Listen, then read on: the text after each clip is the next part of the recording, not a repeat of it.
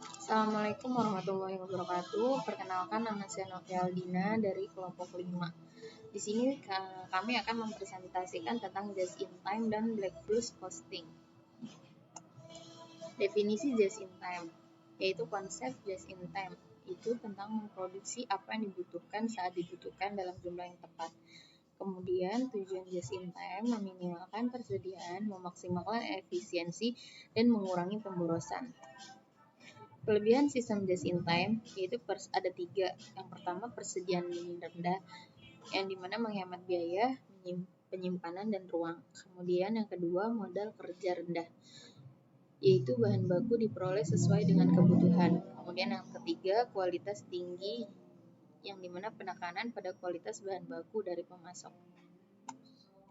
Kelemahan sistem just in time itu ada 3. Yang pertama, toleransi rendah. Kesalahan sulit diperbaiki karena persediaan minim. Kemudian yang kedua, ketergantungan tinggi, yaitu keterlambatan pemasok berdampak besar bagi produksi. Kemudian yang ketiga, biaya transaksi tinggi, frekuensi transaksi tinggi karena persediaan minim. 7. Pemborosan produksi. Yang pertama itu ada transportasi yang dimana perpindahan bahannya tidak efisien. Kemudian yang kedua itu ada penyimpanan yaitu biaya penyimpanan persediaan yang berlebihan. Kemudian yang ketiga, gerakan kerja, gerakan operator atau mesin yang tidak diperlukan. Kemudian yang keempat itu menunggu waktu tunggu yang tidak produktif. Nah, selanjutnya akan dilanjutkan oleh saya materi masalah pemborosan produksi yang selanjutnya itu ada produksi berlebihan. Kelebihan produksi mengarah ke penyimpanan yang berlebihan, yang dimana dapat menghasilkan masalah yang berlebih terhadap perusahaan, karena akan memerlukan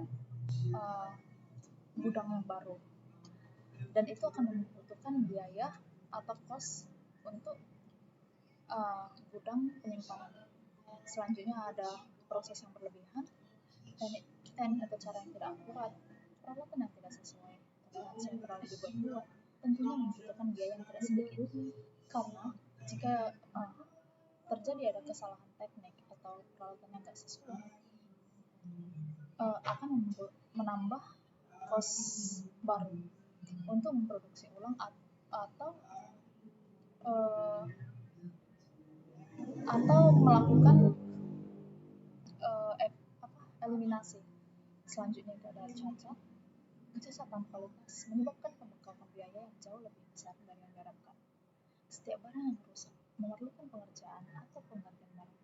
Jadi seperti yang tadi, proses yang berlebihan baik itu dari teknik atau cara atau peralatan yang tidak akurat itu akan menimbulkan kecacatan, dan kecacatan ini akan menyebabkan penambahan biaya yang baru yang jauh lebih besar dari yang diharapkan.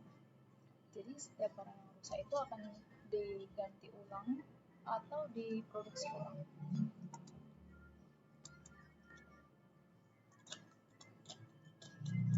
Selanjutnya itu ada penerapan JIT. Di sini kami membuat contoh di PT Astra, di mana persediaan PT Astra itu meminimalisasi persediaan dalam produksi berdasarkan permintaan. Jadi Astra produksi hanya berdasarkan jumlah permintaan aja. Kedua itu waktu siklusnya. PT Astra memangkas waktu tunggu dengan produksi efisien. Ketiga itu ada perbaikan berkesinambungan, yaitu PT Astra meningkatkan efisiensi kualitas melalui pemantauan dan analisis. Jadi setiap proses produksi itu dipantau dan dianalisis apakah udah tepat atau ada yang perlu diperbaiki guna meminimalisir cost. Selanjutnya itu ada pengertian black fast costing. Black fast costing ini yaitu pendekatan yang singkat untuk akuntansi aliran biaya manufaktur. Jadi pencatatannya segala sesuatu itu berhubungan dengan persediaan dilakukan setelah pembuatan produk selesai. Jadi produknya selesai dulu baru dicatatkan. Kedua, selanjutnya itu black fast costing ini biasanya menggunakan sistem JIT yang matang. Artinya perhitungan black fast costing